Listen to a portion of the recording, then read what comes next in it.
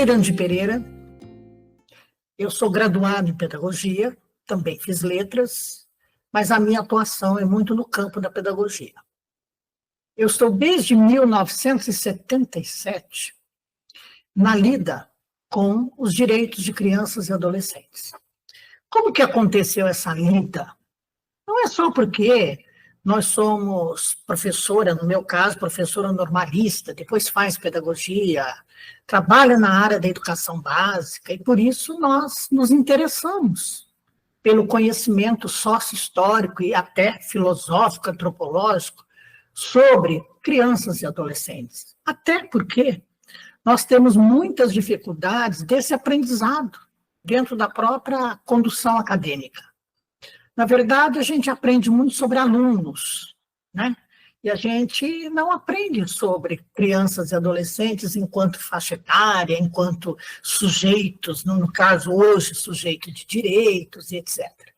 Então, a minha trajetória se deu assim a partir de 1977, quando eu percebi que havia um movimento muito grande na cidade em que eu moro na capital, na cidade de São Paulo, desde 1975, e eu percebi que tinha um movimento muito grande, muito aguerrido, na verdade, dois movimentos muito fortes, que era o movimento de luta por creches e o movimento social de saúde para todos. E são dois movimentos que eu diria para vocês cruciais no entendimento e no cuidado com a infância e adolescência brasileira. Vocês vejam, direito à saúde, fundamental, é um direito fundamental. E a educação, no caso, a educação infantil, um direito fundamental também de crianças e adolescentes, que a gente diz que são direitos na área do público subjetivo, um direito de todos, um dever do Estado. Então, esses dois movimentos, eles me pegaram no bom sentido da pega. Qual é esse sentido? De que, se sou, no caso, ainda professora, que eu era professora, não me considerava ainda educadora social, eu disse, olha, esses movimentos têm uma razão de ser. E eles são muito importantes, porque nós precisamos trazer crianças e adolescentes, apesar de um regime totalitário, que era um regime da ditadura militar, em 1977, mas nós precisamos trazer esses dois temas para a agenda da política pública, no caso, aqui na cidade de São Paulo. Agora, eu tenho uma experiência muito anterior a esse processo, de sempre ter lidado com crianças e adolescentes. Eu sou do interior do estado, sou de Franca, no interior do estado de São Paulo, estudei música quase 11 anos, e no nosso trabalho musical de apresentação, né, dos resultados desse aprendizado, a nossa maestrina nos levava para as comunidades de base, nos levava para os antigos reformatórios, para os antigos abrigos, vamos dizer assim, né, e que atendiam crianças e adolescentes empobrecidas. Então, nós íamos, nosso grupo, eram mais de 80 estudantes de música, então nós íamos para as periferias, olha, a periferia da minha cidade à época, que a gente nem poderia dizer hoje que aquilo era periferia, tá certo? Era um bairro mais distante do centro. Então ela nos levava para conhecer essa realidade e, ao mesmo tempo, para que a gente pudesse trocar através da arte e cultura, que a gente pudesse trocar com crianças e adolescentes esse desejo delas de não ficar só com a educação enquanto um direito básico, mas que a cultura, a arte, a música, principalmente também a arte cênica, levaria essas crianças a alçar um status de cidadania diferente do que elas estavam acostumadas a viver. E também eu tive uma experiência fundamental quando eu estava cursando letras na Faculdade de Filosofia, Ciências e Letras de Franca, que hoje é a Unesp, né? Eu tive o prazer de encontrar um grande diretor de teatro que durante 2 anos trabalhou conosco, o Fernando Muralha, que por acaso é irmão do poeta Sidônio Muralha, e ele então nos levou a alçar esse desejo pelo teatro. Então, o teatro trouxe para, no meu caso, né, nessa minha trajetória de inclusão nos movimentos sociais, uma perspectiva de lidar com crianças e adolescentes e jovens. Então, essa experiência de teatro era um teatro universitário, inclusive, que eu pude, a partir de 77, em São Paulo, montar vários grupos de teatro juvenil, vamos assim dizer, que a gente, inclusive, trabalhava poemas. Nós trabalhávamos histórias. E nós, inclusive, criávamos o nosso próprio texto. E o que nós fazíamos desse grupo de jovens? Porque aí eu me transformei num grupo também, eu era muito jovem, né? Eu me transformei num grupo de jovens, e nesse grupo de jovens, o que nós fazíamos? Nós levávamos para as periferias de São Paulo, principalmente para as periferias, que a gente chamava à época de favelas, que hoje o pessoal chama assim de comunidades, né? Então, nós começamos a levar esse trabalho para as favelas. E esse trabalho foi sendo construído a partir desse movimento juvenil, e esse movimento juvenil era composto de pessoas, inclusive também das classes trabalhadoras, de pessoas, inclusive, muito empobrecidas, que participavam desse grupo, e nós ficamos durante anos trabalhando essa parte de arte, cultura e música nos movimentos populares aqui da cidade de São Paulo, em especial numa região que eu morei muitos anos, que é o Butantã, que todo mundo conhece, fala Butantã, todo mundo lembra, né, de que estamos falando de uma grande instituição, né, chamada também o Instituto Butantã. Então, nesse período, eu fui me forjando como educadora, e eu fui observando que o que eu tinha aprendido sobre criança e adolescente não era praticamente nada do que os movimentos de luta por creches, movimento de saúde, movimento de cultura, eles estavam forjando na defesa dos direitos da criança. Então, alguns livros foram, para mim, as minhas referências. Por exemplo, ler A Mãe, de Máximo Gorki, foi, para mim, a referência. Ler aquele livro fantástico. Ler o poema pedagógico de Macarenco, mesmo em espanhol, que eu não entendia quase nada à época, foi referência também, apesar de não ter sido fácil achar, né, o poema pedagógico de Macarenco, dada a censura aos livros que poderiam mudar a concepção de vida e também das pessoas em relação aos seus direitos, às suas liberdades. E um outro livro que foi, assim, para mim, fantástico, que me fez entender que crianças eram essas, que é Capitães da Areia, de Jorge Amado. Então, assim, eu acho que esses 3 livros, eles foram assim, sabe, me construindo, me forjando, a dizer o seguinte: olha, tudo bem que você é professora, tudo bem que você trabalha na educação básica, mas existe uma outra criança, um outro adolescente que sequer tem acesso à educação pública, que sequer tem acesso à saúde pública. E são os chamados que hoje nós categorizamos como os invisíveis. Mas eles já eram invisíveis em toda a história brasileira, nós sabemos disso. Então, foi desse momento em que eu tive uma parada para refletir e pensar. Eu vou continuar trabalhando apenas com a educação escolar, formal, regular e compulsória? Ou eu vou trabalhar também nos meus fins de semana, nos feriados, às vezes à noite, a gente vai trabalhar com o quê? Com a organização popular. Então, eu fiz essa escolha. E dentro da organização popular, nesse meu bairro que eu morava, no Butantã, nós criamos uma associação de cultura no Butantã e começamos, então, a trabalhar essa tese que hoje a gente chama de protagonismo, que na época a gente não chamava de protagonismo, a gente chamava o quê? De participação, de mobilização de crianças e adolescentes através da cultura, da arte, do lazer. As antigas ruas de lazer que vocês devem ter vivenciado também na história nos seus estados, nos seus municípios aí do Paraná.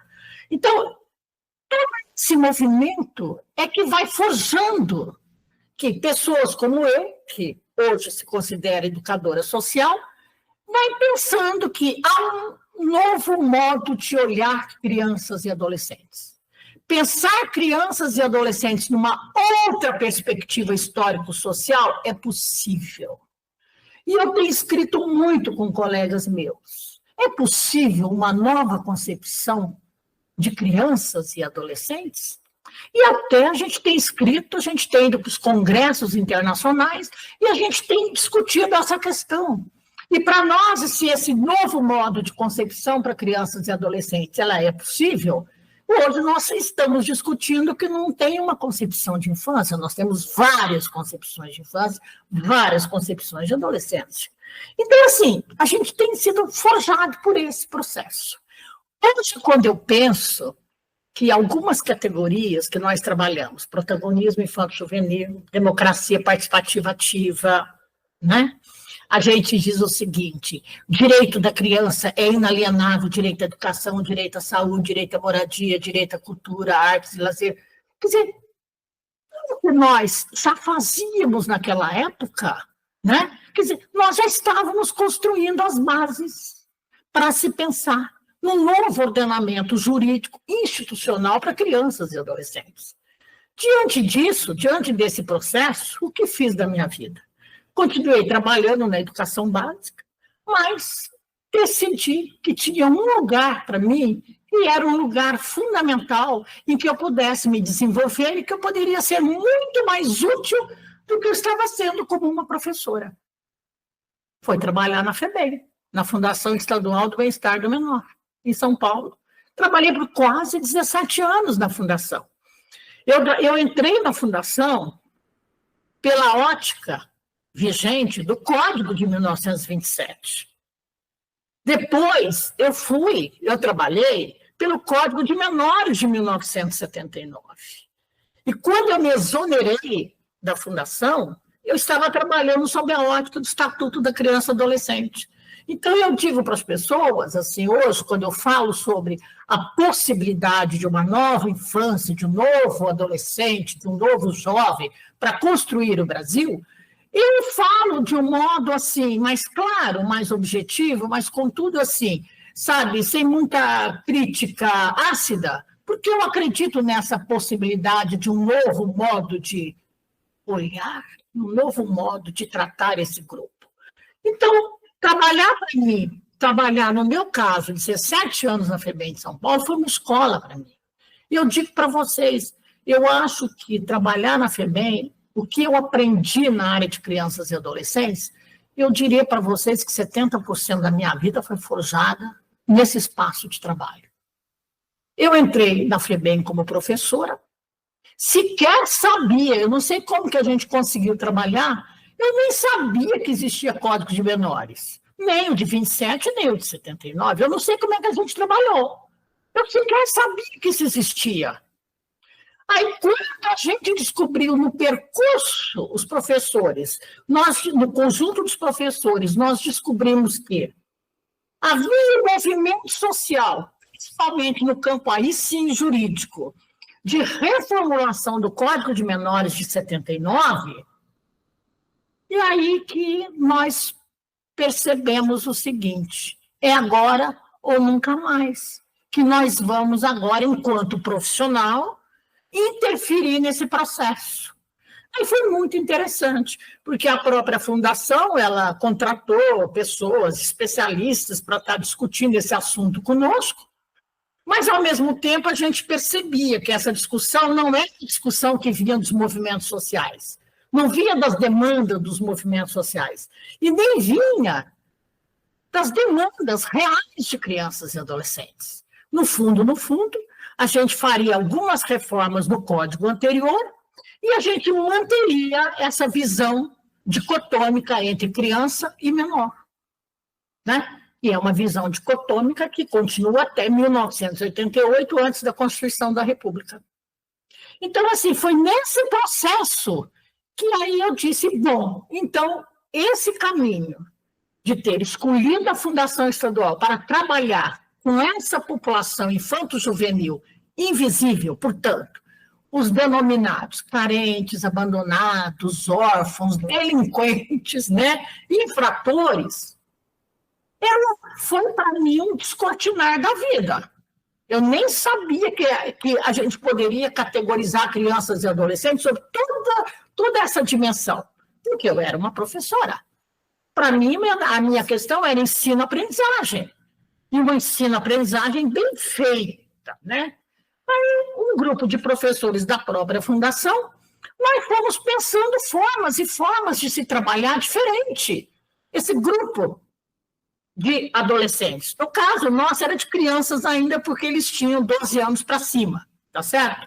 Então, se chamava crianças, porque hoje era até 14 anos que passava a ser chamados de adolescentes. Então, nós fomos percebendo que não bastava a gente ser apenas professor. Nós tínhamos que ser os melhores professores. E como que você pode ser um melhor professor dentro de uma instituição de característica total? Portanto, autoritária, coercitiva, vigilante, punitivista. Como é a história, não só da FEBEM de São Paulo, é a história, né, das fundações de bem-estar do menor no Brasil. Então, nós discutíamos muito entre nós, dizendo assim, temos que repensar a nossa prática. Aqui não é só ensino-aprendizagem, aqui é muito mais do que isso. Aqui hoje a gente falaria isso, aqui hoje é respeitar esses adolescentes, é respeitar esse grupo que está sob nossa responsabilidade. Até porque nós trabalhávamos de meio período, e esses adolescentes ficavam o período inteiro morando nesse lugar.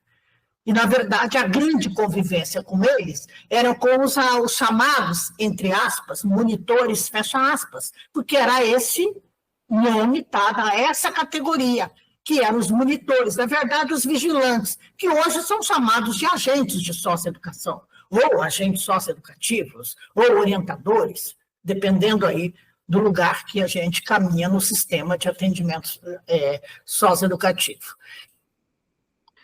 Como que o movimento social de defesa dos direitos da criança surge? Ou melhor, será que a gente não poderia dizer que ele ressurge? Aí tem vários olhares sobre a questão. Mas para nós, que somos estatuístas, nós acreditamos que nós construímos um novo movimento social. E nem à época se chamava movimento social.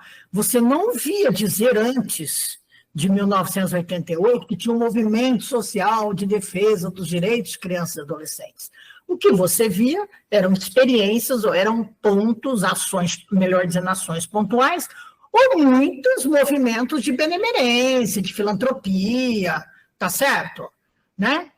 Mas nós não éramos nenhuma coisa, nós não éramos isso. O que nós éramos, afinal?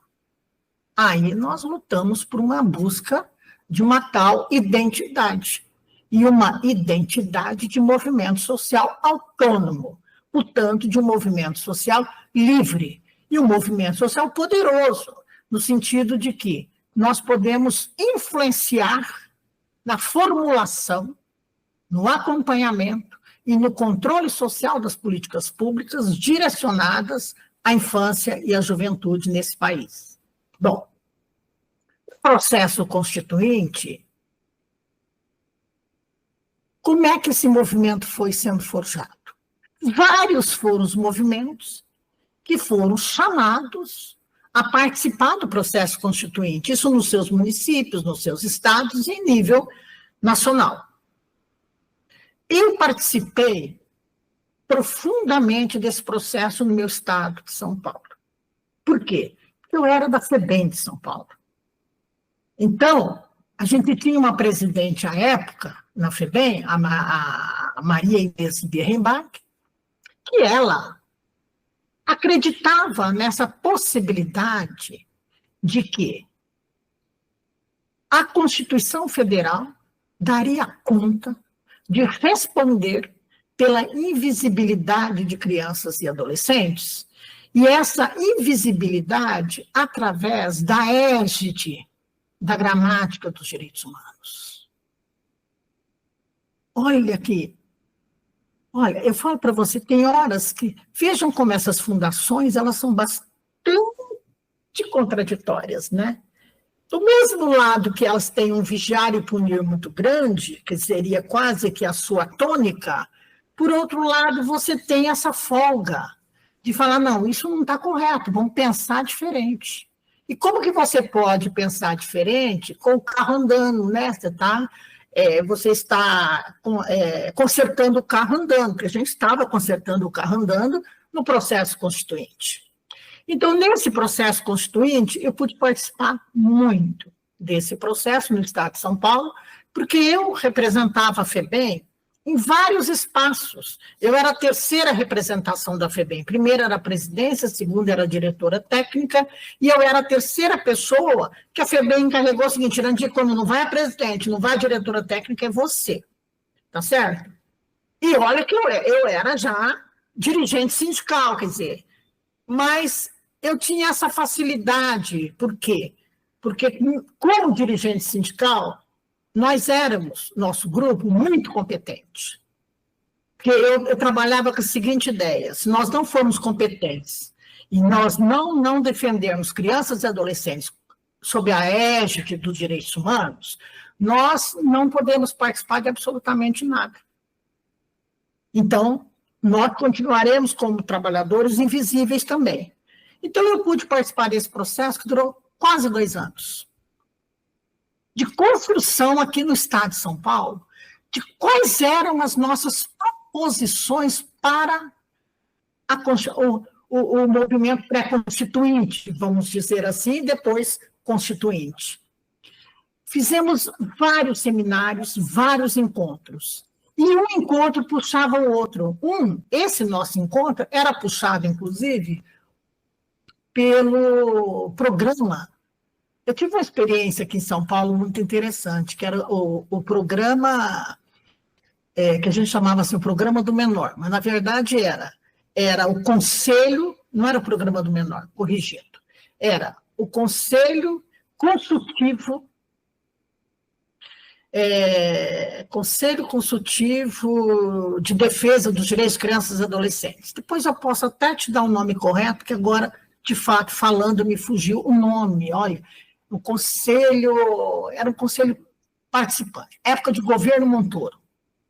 E ele disse, eu não posso trabalhar crianças e adolescentes, eu não posso ter a maior FEBEM no estado de São Paulo se eu não construir um modelo, um paradigma diferente desse. Então, a minha experiência, inclusive até depois de ser conselheira no CONANDA, por quê? Porque eu pude participar desse conselho, do chamado, que a gente, entre aspas, dizia Conselho do Programa do Menor. Isso assim, para fechar. Eu acho que nós éramos mais, sintetizar, acho que nós éramos uns 35 conselheiros. Nós, evidentemente, que era consultivo, tá certo? A gente apresentava tudo que nós observávamos, da onde observávamos, tinha o movimento social, tinha o movimento da educação, todos os movimentos juntos, inclusive as grandes instituições, inclusive a própria FEBEM. Então, eu pude aprender bastante nesse processo, e a partir desse momento, nós, então, pudemos interferir, sabe, nesse processo constituinte. Tem momentos que você pensa assim, com um olhar diferenciado para um tipo de situação ou para um tipo de contexto, pode alterar significativamente a vida de crianças e adolescentes, que é no caso aqui que nós estamos enfocando. Então, eu participei arduamente desse processo. E o mais importante desse processo foi que a gente conseguiu, pelo menos, ter esse modelo que nós temos hoje de Estatuto da Criança. Mas antes a gente estava pensando mesmo, era tanto nos artigos que a gente pode dizer da garantia dos direitos fundamentais, né, da Constituição, e também na questão do 227 e do 228. O que foi importante? Gente, todo dia, todo fim de semana, todo feriado, toda hora, tinha um lugar que a gente tinha que estar. Eu não sei como é que a gente conseguia trabalhar, porque eu também, além da FEBEM, eu também dava aula no ensino noturno, porque eu nunca quis deixar a educação básica de lado. A gente ia para a televisão, a gente ia para as rádios, a gente ia para tudo quanto é lado, ia para a Assembleia Legislativa, para a Câmara dos Vereadores, porque todo mundo queria nos ouvir. porque era tudo novo que a gente estava trazendo. E a gente estava trazendo o quê? Um embrião de construção do movimento social de defesa dos direitos da criança nessa perspectiva de autonomia e de liberdade. E aí, eu vou dizer para vocês que, do ponto de vista nacional, nós tivemos duas grandes campanhas. E uma delas forjada pelo MEC, pelo Ministério da Educação. E que hoje, olhando um pouco para a área da educação, parece que nós estamos sempre em litígio com a educação no sentido de garantia dos direitos dos invisíveis. Tá certo? Muitas vezes há uma reclamação da ação dos conselhos tutelares, até do próprio Conselho de Direitos em relação à criança e adolescente. Olha, duas campanhas. A primeira, não tem a primeira e a segunda, as duas campanhas que se davam ao mesmo tempo. Era Criança e Constituição e Criança Prioridade Nacional. A Criança Constituição, ela foi forjada pelo MEC. Nossa, os professores desse país trabalharam, o que eles fizeram de encontro com os seus estudantes, o que eles fizeram, inclusive, muitas exposições de arte e cultura desses estudantes em termos de um novo direito para eles. Olha, que contradição. E eu acho que hoje a gente precisa voltar e reafirmar esse papel da educação escolar, né? E nós tínhamos uma campanha mais forjada nos movimentos sociais, que é Criança Prioridade Nacional. Bom, então você tinha, vamos dizer, duas grandes articulações. Como é que você faz? Se você vai com duas grandes articulações, com duas grandes propostas, o que pode acontecer no plenário do Congresso? Você pode perder as duas, porque você fica enfraquecido, não fica? Porque quem tem duas parece que não tem nenhuma, né? Então, foi um esforço grandioso dos movimentos sociais. Mas aí, não é só dos movimentos sociais, mas das instituições garantidoras de direitos. Por exemplo, foi nesse processo, todo esse trabalho nosso, com parte dos chamados promotores públicos, portanto, do Ministério Público, do Poder Judiciário, da própria Ordem dos Advogados do Brasil, nós não tínhamos defensoria ainda, tá certo?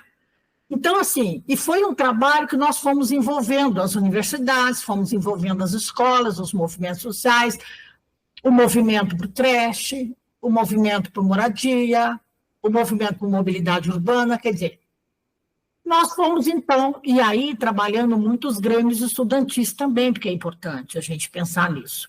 Então, nós conseguimos, nesse momento,